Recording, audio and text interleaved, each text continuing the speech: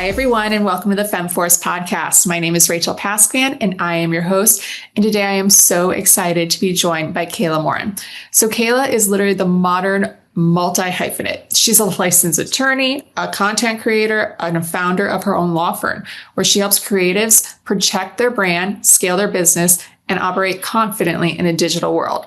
That means she is a lawyer for influencers, a content creator, a former podcast host, a Latina entrepreneur, and an advocate for feminine energy in business, which is just so much going on and so absolutely amazing for something that I didn't even know existed. So Kayla, thank you so much for coming on. I really appreciate it. Yeah, thank you guys so much for having me. I'm excited to be here. So tell the audience just a little bit about yourself and really how you became an attorney, obviously from going to law school, but then how did you decide that this was your niche that you really wanted to get into? Yeah, it's funny because I wish I had it with me. It's in the office, but one of my professors from law school just sent me a physical copy of it. The business school has an entrepreneurship center. I went to the University of Tennessee for law school, and the Anderson Center at the Haslam College of Business did a feature on me, like the alumni that are entrepreneurs. That's awesome. And I was in the magazine, and obviously since I'm not on campus anymore, I don't get it. So she mailed me 2 copies. And so I was just looking at that. I got in the mail yesterday, and it's just crazy to think, when I went to law school, I had no intention of becoming an entrepreneur. So it's just crazy that not just my own law school professors, but now the larger university as a whole is like taking notice of that and recognizing me for it, and alongside some other really cool entrepreneurs across campus. Which I didn't even know because, when you're in law school, you're siloed very much into just the law school building. Imagine. So I had no idea that all these cool projects are going on around the university. So that was a pinch me moment. One of many this year, but how I got here.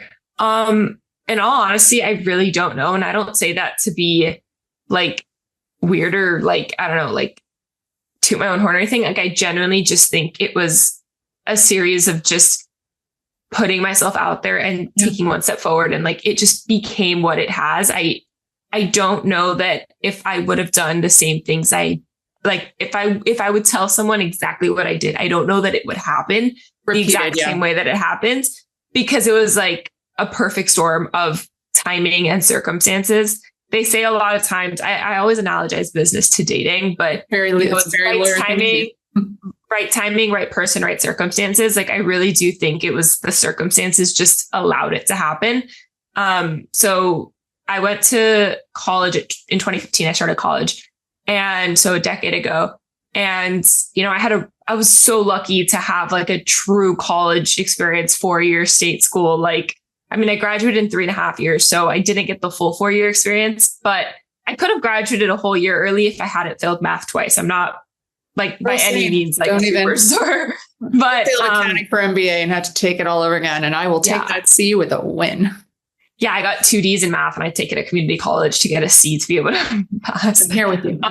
But we made it. It's fine. So 4-year state school, and I applied to law school. I took the LSAT in 2018, applied in 2019, started in 2019. I worked at a law firm for 6 months as a law clerk prior, between graduation and then starting law school. So I got a full 7 months of my law school experience under my belt before COVID hit. And I think that's why I say you can't replicate it, because that time period won't happen again. Yeah, thank God. Hopefully not. But that COVID period really is going to be the catalyst. And I'll explain in a second. But while I was in college, I remember turning 20. I'm a November baby. My birthday just passed. And I remember, thank you. And I remember it was January 2018. I was in one of my senior level, business law classes, as an undergrad. I was a legal studies major. And my dad sent me this Business Insider article saying 10 things to do before you turn 30. And I was like, dude, I just turned 20 a month ago. Take a chill pill. Leave me alone. But one of them was to start a blog, and basically just meant to start documenting your life. Whether it's a journal and nobody ever sees it, but start documenting, put pictures and words together, a collage, a scrapbook. And but it said make a blog so you can look back on it later.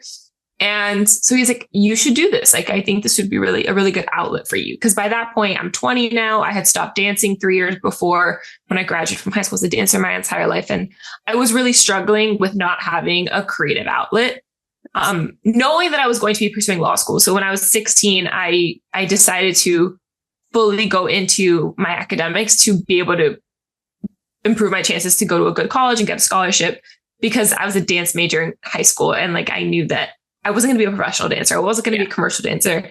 So I had good grades, but they could have been better. And I needed to focus on them to really improve my chances. And so I was really struggling by the time I was 20, like graduating from college, with like figuring out who I was. And we all are at that age, and, the blog really was my outlet. And so I studied abroad that summer in Europe. And then I documented that process. And then I started documenting, what it's like to prepare for the LSAT and my law school checklist. And I created a whole a spreadsheet of all the applications, like all the deadlines, all the letters of recommendation, like all the things I needed to do to apply.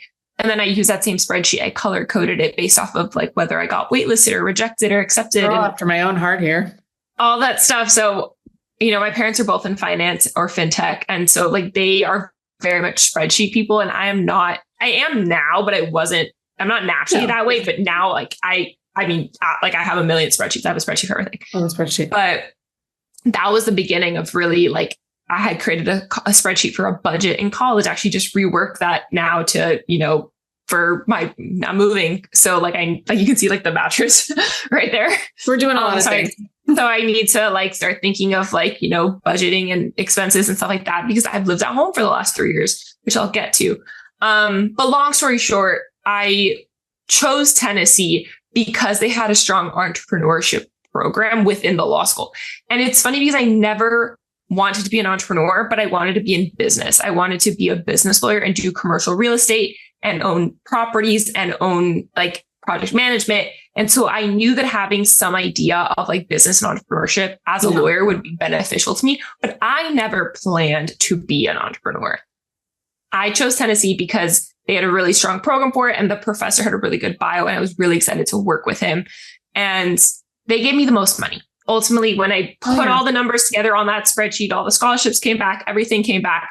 That was the school that gave me the best scholarship. As you should. So I chose to go to Tennessee, although I literally only visited one time before I moved there. And that was to go to admitted students day. I had never even been.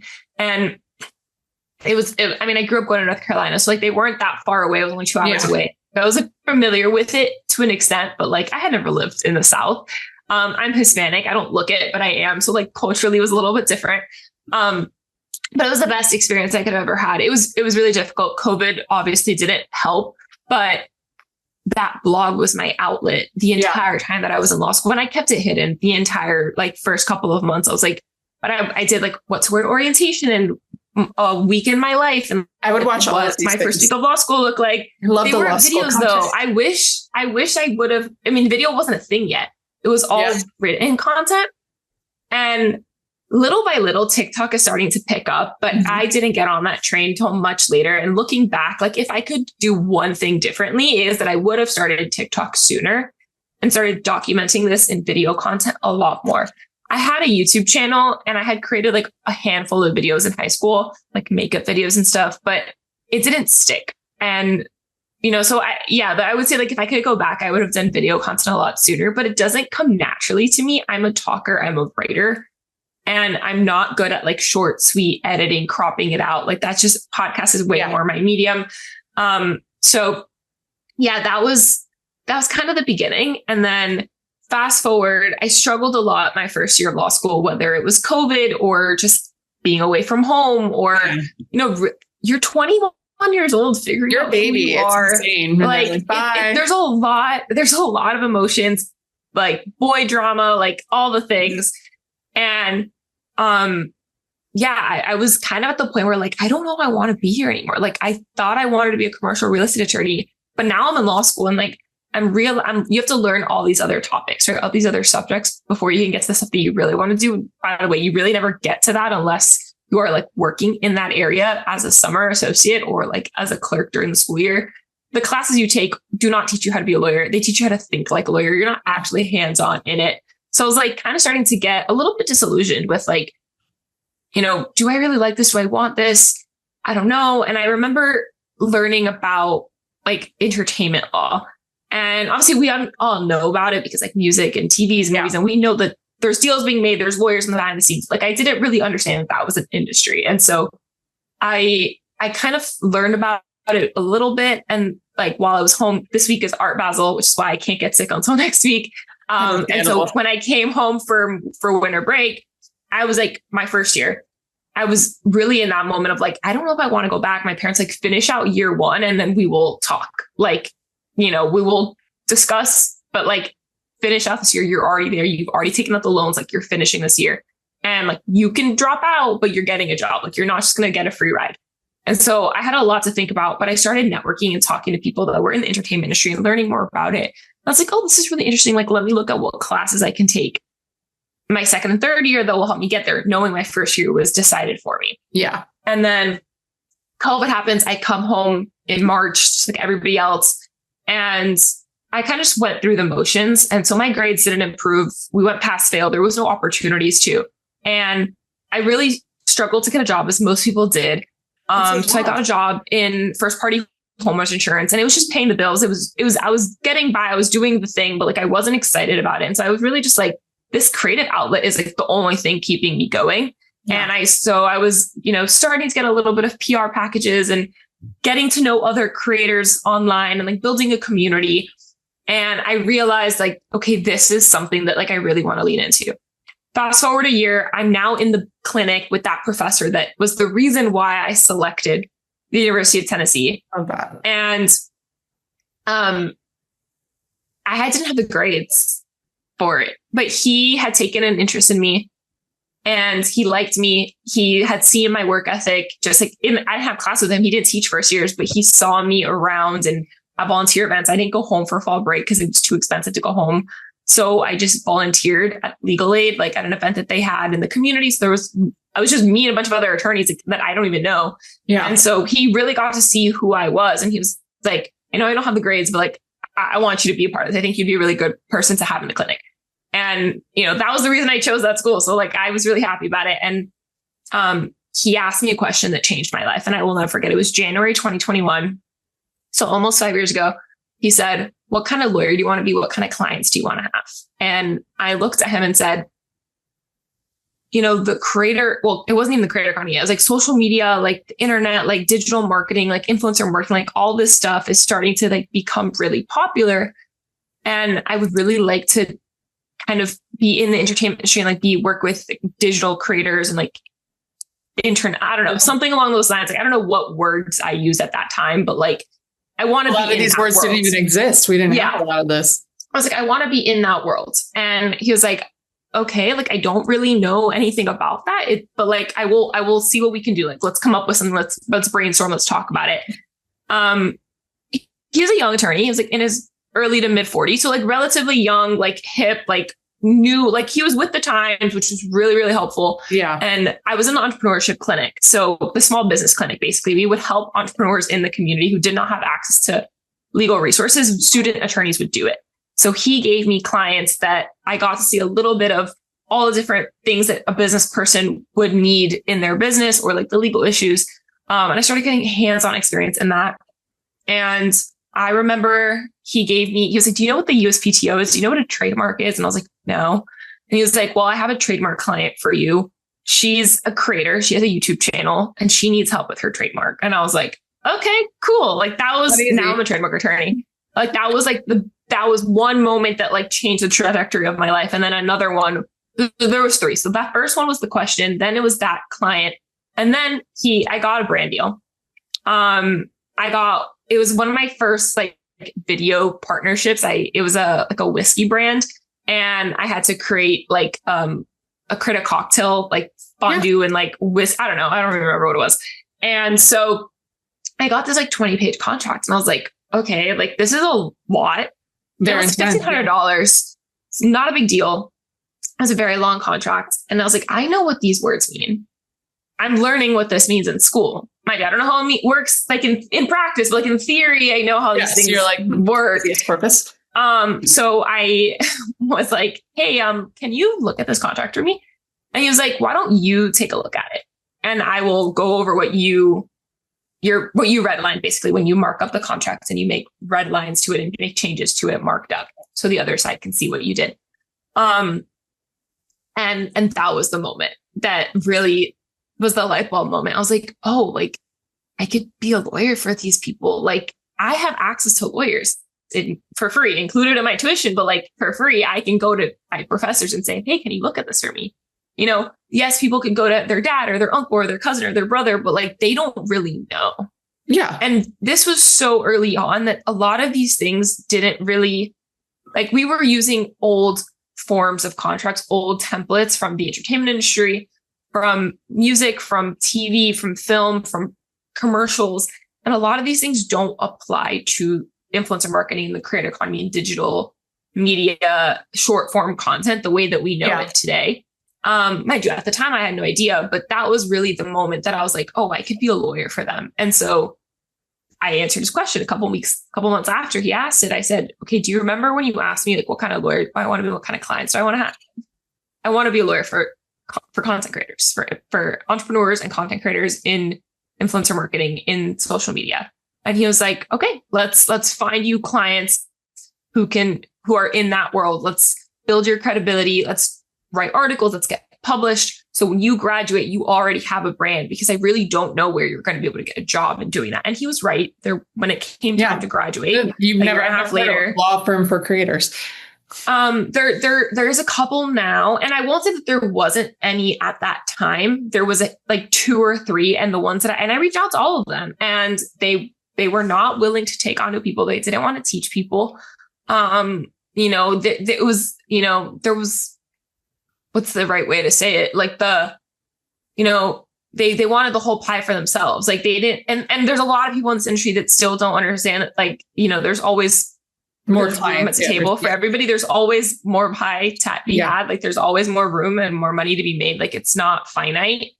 But at the time it was really even more competitive than it is now, because there wasn't a lot of people doing it. So like the first to get in, the better it is. And all these people were, more established attorneys, and they had business experience. They had commercial real estate, they had other experiences that were going to make them a lot more credible than me. So what I could do is I could start writing and talk about it. So I started using social media. The blog that I created, I was publicly talking about it now. I had shared by now. I had done a whole how I failed my midterms. Like, how am I going to do things differently next year? And like do's and don'ts of law school, and like reflections and like all this stuff. And so I started creating video content about my time as a law student and sharing my interest in the social media world and saying like, I'm a law student, so I can't give legal advice, but da da da da. And that started drawing attention, and people were like, oh, this is interesting. And, I wanted to learn more about the industry. So I started working in influencer management, and I started a podcast to understand the podcasting side of the creator world. I had a friend who was a podcast host, so she taught me everything I needed to know. And I became friends with service providers in the industry. And so I just taught myself everything while I was in law school.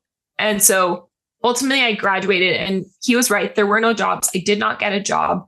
So I went back to every single firm that I had worked at previously and asked for a job offer, and I got them. But I was like, for the amount of money that I'd be making, I'm going to be stuck in a job that I don't enjoy, and I'm never going to have the time to do what I want to do. And if I don't get on it now, I'm going to miss the boat. It's 2022. This is the time. It's picking up. TikTok is still really big, and I need to do it now. And I was, I moved back to Florida. I always knew I was going to take the Florida bar. The plan was to take the Tennessee bar after in February, but I was going to take Florida first, because I always knew the plan was, I'm going to go to law school, I'll live in Tennessee for a couple of years, Nashville, maybe go to North Carolina, go to DC for a couple of years, and 10, 15 years when I go to have a family, I'll move back home, in my 30s. That clearly didn't happen. I moved back right away. So I have Florida always has a wanted to huge take, influx of influencers and influencers that visit also. Like it's the yeah. number one state for tourism within its own country. Yeah. And so I moved back in to my childhood bedroom, which you're looking at right now. I love that. And I never left for 3 years. No, I'm kidding. But I told my parents, I was like, I'm 24. Like, I have no kids. I have no bills. I have no responsibilities. Like, why not now? If it doesn't work out, I will go get a real job, but like, give me a year. And I found this trademark course. I had worked with a trademark attorney as a clerk during law school. I had a bunch of little like odd jobs, all related tangentially to what I do now. And they taught me little bits and pieces of it. But so I was like an influencer manager working at an insurance firm and also doing like trademark work on the side. Yeah. Plus school. And I was blogging and like all these other things. And I was president of the Latin Law Student Association. And I was a podcast host. Doing I was all doing the a million things. And so I was like, I'm going to take the trademark course that attorney took. It's $3,500. Could you help me out with it? And I don't ask my parents for money to this day. And even as a kid, like I've never been the one to ask for money. My brother will ask for $20 for anything. And we'll stockpile them. Like I don't. You're the oldest, aren't you? Yeah, I don't ask for $1. So I was like, it hurts me. Like whenever I would get into a fender bender and I would like panic. I'm like, oh fuck, like do I have enough money to pay for this? Like, do I have to tell my parents? Like I literally tried to get home with it fixed. It never happens. Obviously I have to tell them. But like I've gone days without telling them something happened, hoping they don't notice. It's very oldest daughter of you. You're taking care of everybody else and doing all the things. Yeah. But they're like, I'll give you a year. And if the business works out, this is a gift. And if not, it's a $3,500 loan and you got to pay it back. I was like, okay, I'll take that bet.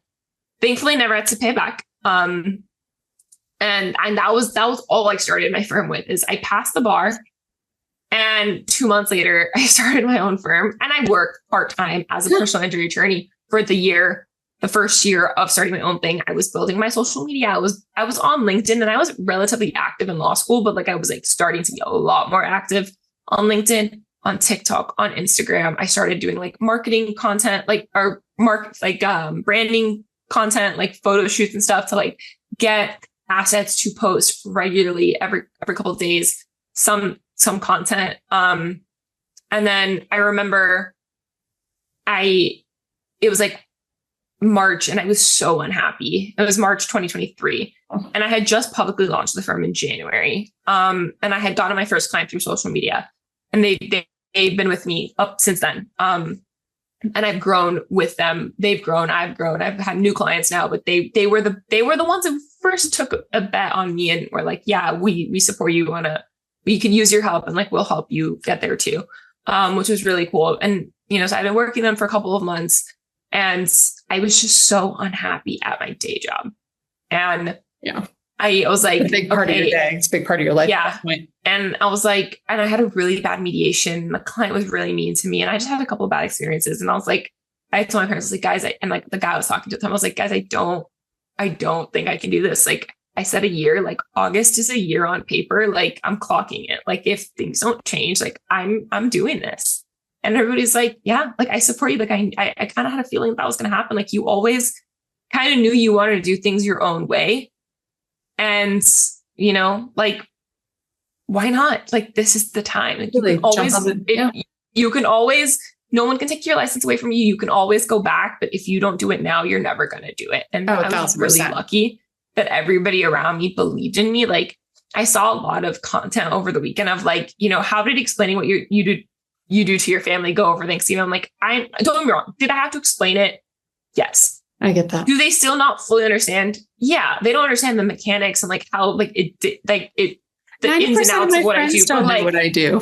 But my parents get it. My grandma gets it. Like it's fine. They don't ask me. Like there's I didn't get asked like, where's my boyfriend or how's my job doing? Like, my aunt's friends asked me like, oh, how are things? I saw you're off. Like you went to DC. Like they were happy for me, but like one's like, what are you doing? Which I'm really lucky that, the people in my family, everybody is an innovator in their own way. A lot of my family friends, like my aunt's friends, my aunt, my parents, like either their friends are entrepreneurs or they have people in their lives that are entrepreneurs and they understand the hustle. And like in Miami, everybody has a side hustler too. Like you kind of just have to. So like they get it.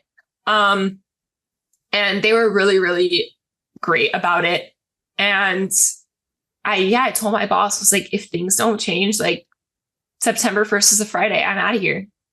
And so I went to a conference in August 2023. And that month I made the most money I had made to that point. And it was more than I brought in that month. Decision made. Yeah.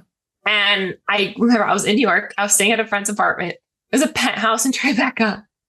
And he was a big law attorney. And I was like, I called my parents and I was like working at his kitchen table. And I was like, guys, I just made X amount of money this month. It's more than I made at the firm. Like, I'm in New York. I'm meeting attorneys that are doing really cool things. And it was for attorneys in innovation, in like emerging industries, essentially is what it was, like startups and things. And I was like, I think I kind of have to go for it. And everybody was like, yeah, like just do it. Like this is the time. Like, you're so young, you live at home. Like, what do you have to lose? And my parents like, okay, so I put in my 2 weeks. And like I said, so the conference was like the 20 something of August. So basically I had one more week when I got back.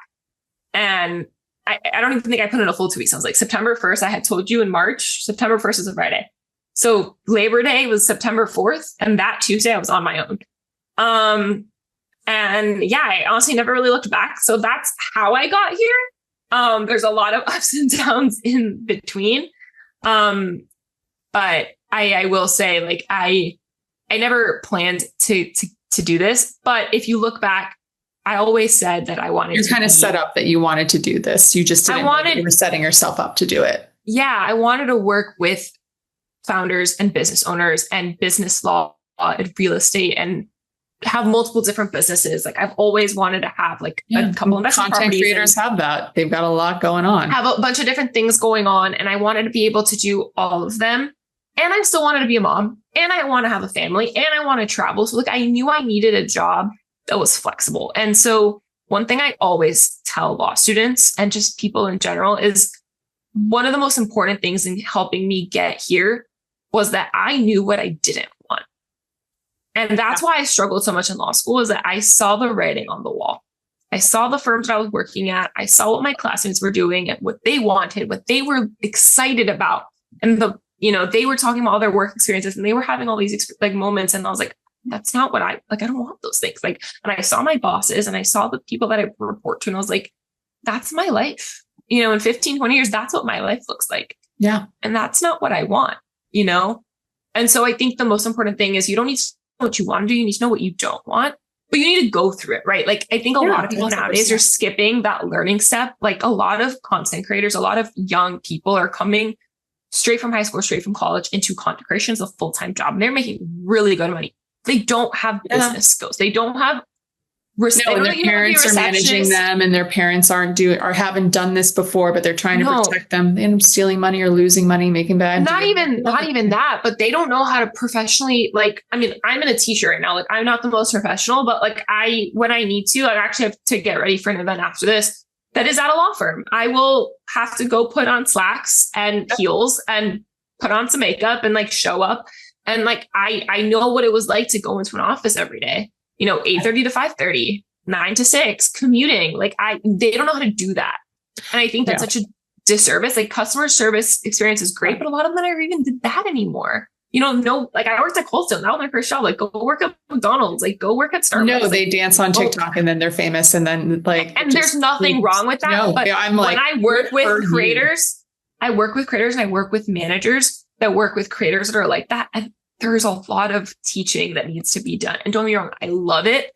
Part of why I love entrepreneurship so much is that I get to educate and mentor, and I enjoy that. And I'm always a sponge for information. I don't want to be the smartest person in the room.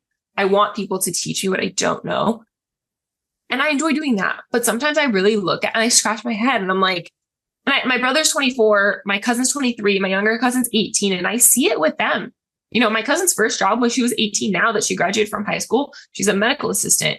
And now that she's working every day at an office, she has to be there at 8 a.m. or 8:30. She wears scrubs every day. And I'm like, wow, her personality has changed. She carries herself differently now because she understands what it's like. Mind you, she was 17 in high school prior to that, but like still, it makes such a difference. My other cousin's 23. That girl is a beast. She's getting her master's at 23 years old to go get her doctorate. Like, by 25, she'll have a doctor of nurse practitioner.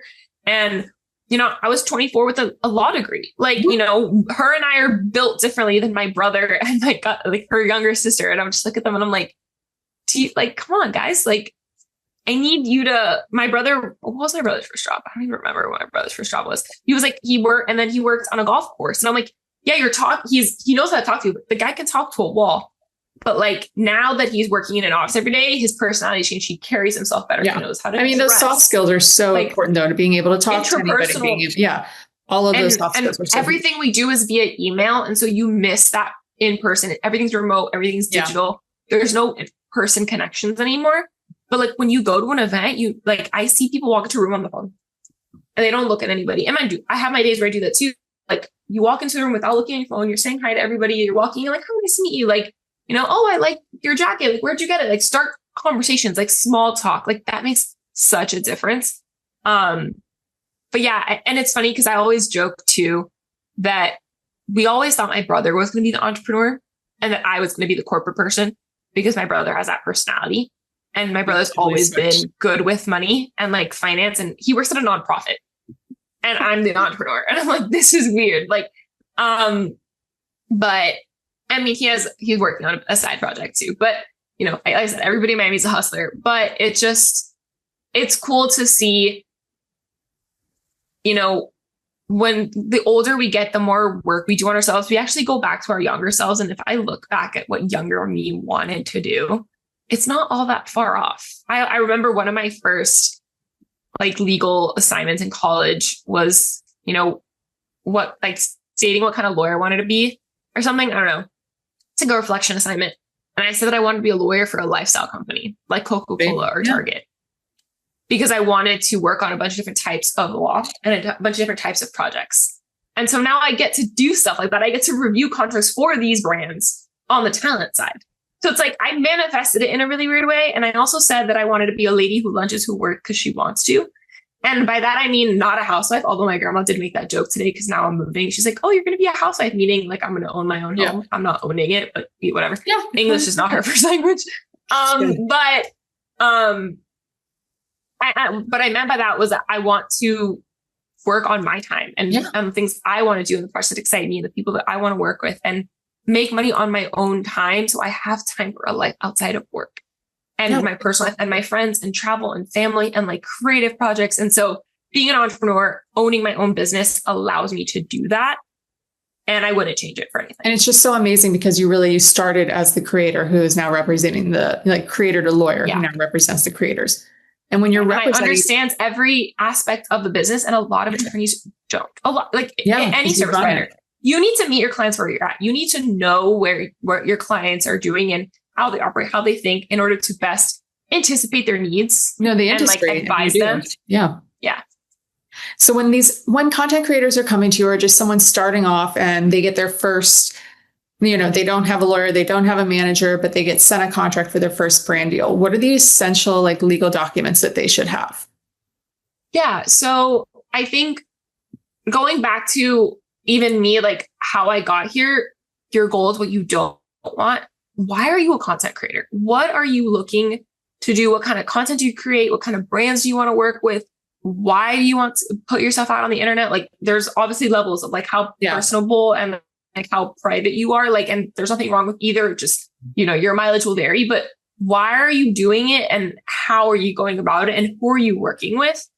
And I think that becomes really important when looking at the contract, because when a contract is a legally binding document, and a lot of people do not understand that. No. And there are legal rights that you are signing and you are giving away to another party when you are being asked, "Hey, would you create this video for me? And I'll pay you $2,000 for this video." It sounds simple, right? It's a bargain for exchange. You make this video, I'll pay you $2,000. Thank you so much. Handshake. No. What can they do with that video? Where can it go? For how long? Can I terminate the contract? What happens if something like I don't want to do it anymore, or I get sick and I can't do it anymore, or one of my family members gets sick, or I have to go on, travel out of town for a funeral, or what are all these what ifs? And so these contracts, they are a memorialization of that handshake deal, but with terms.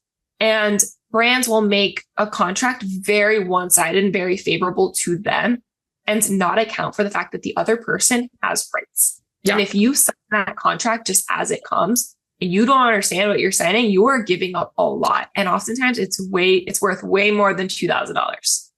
And so are you going to get $2,000 or more than $2,000? Probably not.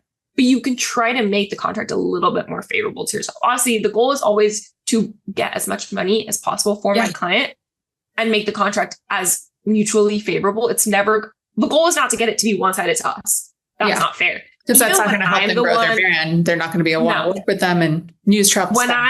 When I send the contract, if I'm the one sending it, or even if I'm like adding in language, my language is always mutual. It's both. Oftentimes I will see that I'm adding language and like, we don't want this in here. I'm like, why? That protects you. It's not even for me. It protects the brand. I'm putting in language that protects them that they don't have. And oftentimes the contracts are silent for a reason. They leave those things not being said. So there is ambiguity so the courts can figure it out. But these contracts are not worth litigating over. So $2,000 for what you're going to pay for everything. Or arbitration. Then they'll sometimes say like, we're going to go to arbitration. I'm like, unless the deal is over like $300,000, it does not make sense to arbitrate. It really doesn't. And the brand's like, that's all we can do. We can't change it. I'm like, why? They don't have a good answer. So I would say the first thing to look at is, what are your goals? Does this brand align with your values and your goals? Do you feel good supporting them? And also look at the exclusivity. How long can you not work with other brands in that category? Oh, that makes sense. Yeah. If it's more than a month, does that impact your everyday life? Mind you, like at home privately that you're not filming is one thing. But, if you are someone who is known for just like creating a video like this and there's a bunch of stuff in the background and like you did a commercial with Pepsi and there's a Coca-Cola poster on your wall. Yeah. It's not going to go well. It's not going to go well at all. So little things like that. And so I would say like documents, just making sure you have your ducks in a row is the most important thing. Like your goals, but also your finances, like what bank account is all this money going into? If you have a manager, obviously the manager is getting the money, but making sure that you guys are clear on who gets what percentage and how and when. But if you're the one receiving it, and even if you have a manager, when it comes to you as the creator, making sure that that bank account where it is going is separate from all your other income. So you're not commingling it. And that's the benefit of having ultimately one day an LLC or a lend out company. But starting out, you don't need to go there. So from the beginning, but just making sure you have a bank account where every dollar that is coming in and you can trace that dollar, I got paid $2,000 by Coca-Cola. Okay. There's $3,000 in that account. I've only been paid $2,000 by Coca-Cola. That $1,000 is personal money that I already had in there. Like knowing where all that money is. So I would say in that sense, having like your documents in a row, having like any business bank accounts, any EINs that you have or anything like that, or any agreements with your managers, if you have a manager. Also choosing a manager is very, very important who you choose to work with. They are a fiduciary. They have a legal obligation to protect you and to take care of you. And, they're holding your money, making sure you trust them and have a good relationship with them. But then within the contract itself, exclusivity is really important. Termination rights, force majeure, that like what happens if a crazy circumstance happens and I can no longer satisfy my obligations to the agreement. Can I get can we pause the contract and come back in a couple of months? Or can we terminate because I know this is going to last more than 2 months? And at that point, it doesn't make sense anymore to do a holiday partnership come February. Obviously the license and the ownership, who owns the content, who has the rights to the content, what can they do with it? Where can it go for? How long can they use AI to modify it? Can they edit it? To what extent can they edit it? Like literally wouldn't have thought of 90% of these things. Yeah, no one does.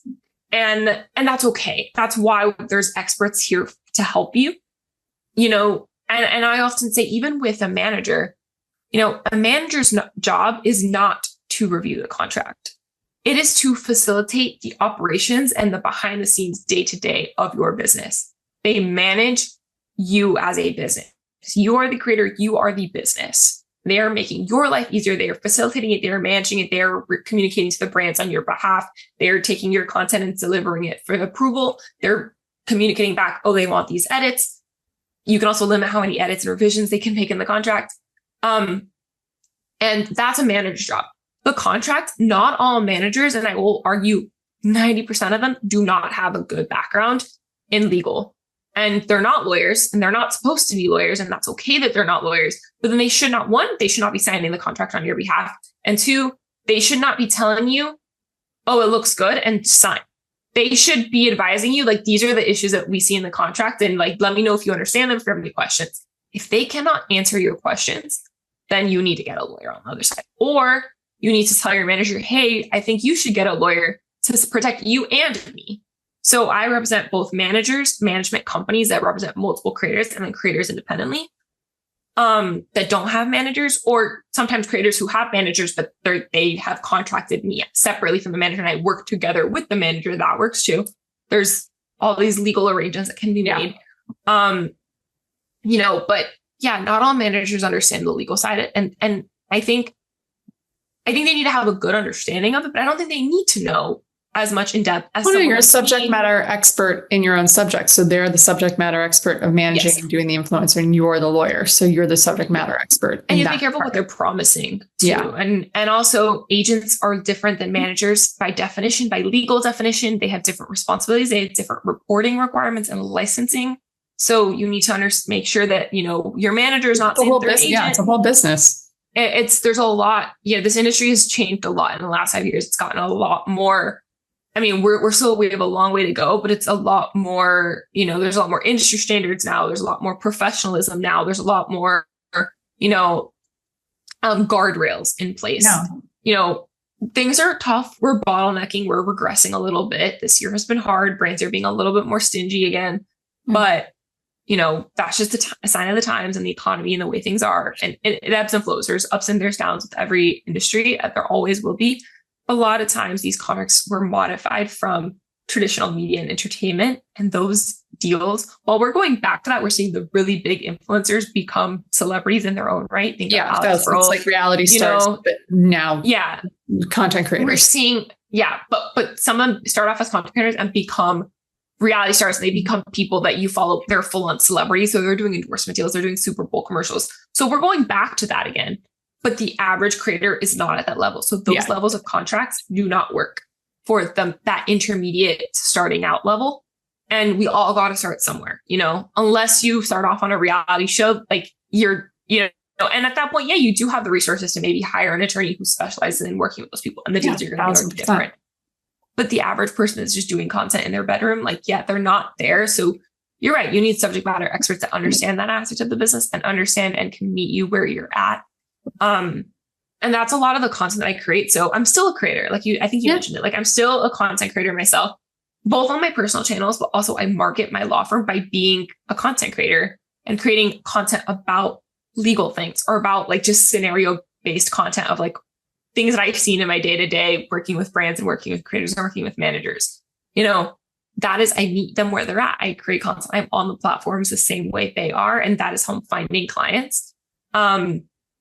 And again, I know what it's like to deal with these negotiations and deals and payments and all that, because I'm dealing with it too on my own end. And yeah, I mean, like I said, I never would have thought that I would get here. And I think most people, because I'm Hispanic, a lot of times I have to explain to people in Spanish. And I'm like, I really don't know how to explain this to you. It's really interesting.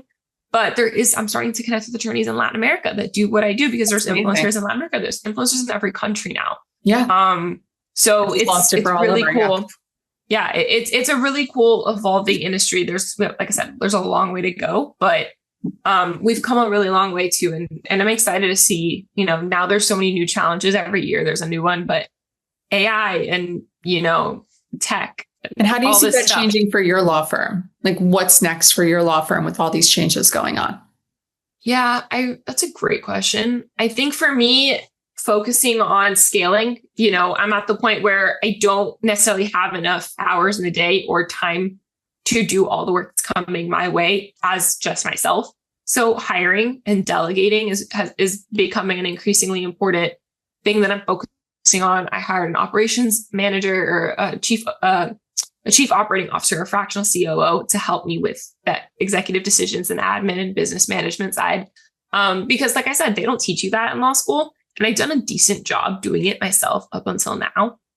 But now that I have a team, I can't be running the business and doing the client work. Yeah. So that's personally where I'm at. But I've thought about, I know some lawyers have switched to, they subsidize their client work because they've invested in like dedicated AI tools within their firm. And so I've thought about that. I've thought about creating like templates, and I don't necessarily believe in template shops. Created content about that before. So I'm still figuring out how to innovate and how to iterate myself to continue meeting my clients where they're at, for sure. I'm very mindful. Like, I'm not gonna say that I don't use AI. Of course we do. But I think it's how you use it and why and what are the goals. What you get out, what you put in, right? So, I'm very mindful with what I put in. I'm very mindful with what I put into AI because I want to be careful that what I'm getting out of it, the output is actually going to help me. Yeah. And I also don't want to do my whole job for me. I saw this really great post on Threads that, the proper way to use AI to write a paper is not write the paper for me. It's give me an outline on a paper about X, Y, and Z, and, with bullet points and subtopics and and I was like, yeah, that's to get you started, to build the skeleton, but you're not building the whole human. Exactly. So, I will never, ever, ever upload a contract into ChatGPT or Claude or any of the AI tools. And I do not recommend that anybody does that. Will I say, hey, I'm trying to draft a clause about X, Y, and Z. Can you help me word this in a way that is mutually favorable? It'll put it out, and then I will copy and paste that into my document. And I will play around with the language because I also have to look at the clauses before, the clauses after, how it all works together. The way that it comes out is not alone going to be enough. And a lot of times people are using templates, and that's why I don't believe in templates, is they're buying a template and they're just changing the party names and the dates, and they're not changing anything else. And that's not necessarily going to work for you, or it might not work for you 6 months from now. It might work today, but it might not work in 6 months. So you always have to actually, one of my clients right now was like, can you help me revamp my contract for my clients? One of my managers, I want to send out a new one at the end of the month. It's like, yeah, we can do that. So, little things like that. That's how I'm using AI. I use it as a note taker. I use it for, for just like for productivity things. Usages. I think it's, fast moving, and it's, what you need if you want to do multiple things or try to do all the things you can use it for good and use it for help. Like, you don't have to have it like actual feed your kids, but it can look in your pantry and tell you what you can make real quickly. And I'm all here for that. Yeah. I used it the other day for like my birthday dinner. I was like, we're going to this type of restaurant. What wine should we take? Okay, I have these brands at home. Which one's good? And like, I was like, do you want like recommendations, like appetizer recommendations based off of the menu? And like, it told us what's it like. And I was like, cool. Like, that's how I use AI. Like, I use AI 1,000%. It's great, but I'm not going to use it like very often for work purposes, without guardrails. And I think that's the most important thing. But yeah, there's a lot to come in 2026. I was looking back, like 2025 has been a very big milestone year, but there was a lot of downs too. But I have a good feeling about this year, about 2026. I'm hopeful. I can only be hopeful. So yeah. So we'll see. I'm excited where it's going. I think, the industry's evolving a lot. We're going back to celebrities, and we're going back to endorsements and like big brand names. Brands and marketing agencies are being stricter with their contracting and with their budgets. There's data now. There's data now of what works and what doesn't that we didn't have for several years. There's all these tools that are getting smarter. Brands are able to see if you're buying followers, and they're going to price you accordingly. They have a method to the madness of why they price you a certain way and why they offer certain things. Not to say you can't negotiate and you can't counter offer. You probably should, but you have to kind of be strategic. So yeah, the trademarking is going to be really big. There's a lot of rise of copycats and brands duping each other and, the intellectual property is so interesting. Intellectual property, and especially the age of AI is going to be really, really important. So yeah, there's no shortage of fun things to learn and to see what's going on. NIL is always evolving too. I don't do too much in that world, but they're related a little bit. There's some similarities there. So just, you have to stay on top of all the changes going on in different industries that are everything is together in one. There's the rise of like the political content creator, being mindful of who you work with, what values they stand for. Like, it's going to be interesting. Stuff. Yeah. It's going to be an interesting year. As we wrap up here, I do have one final question I like to ask all my guests, but if you could give one piece of advice to your 16-year-old self, what would that be? Trying to think, like me at 16, right? She's a different girl. Yeah, I was a junior, senior in high school, which is crazy. My 10-year reunions in like a couple of weeks. 20th child. But breathe, probably. Like you're gonna be fine. Like you're gonna be okay.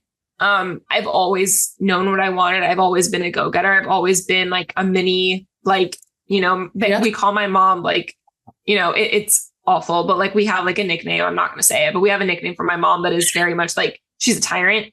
And like, she doesn't mean bad at all. Like she means well, but she's very like, we're on a schedule. We've got stuff to do. It's on the list. She's very exacting and very particular, and she likes things a certain way. And so, like I've always been like a mini my mom, and like just very much like that. And so I always had a plan, and I always had a system and a process and a goal. And like, I think if I could look back and just look at her and be like, it's gonna work out. You're gonna be fine. Your breath. And like, take a deep breath. Like it's gonna be okay. Take a deep breath. Yeah, I would say, and I would say that for every stage of my life, every version of me, like my word of the year has been presence for the last like 4 years in a row. It's just slow down, be patient, be present, enjoy where you're at right now. Like you're doing okay. And everything happens for a reason. Like it's circumstances, like what I said at the beginning, like, a couple, like the day before I got the biggest moment in my career today, I was pulling my hair out thinking like I couldn't possibly keep going. Like things were not going to work out. And, here I am 3.5 months later, like, and things are changing every single day. So you just honestly have no idea, and just like enjoy it where you're at right now. Like it'll be fun. Well, I love that. And I so appreciate you being on here. I think this was such a useful conversation for anyone everybody for, small businesses. Everybody's a creator in their own ways now. And especially for a lot of the women that, have small businesses that listen to the show. And for those that are, just trying to get like their books or their story out there, it's all through social media. So I think this was incredibly helpful to listen to, and just an amazing journey of like where you started and now where you're at.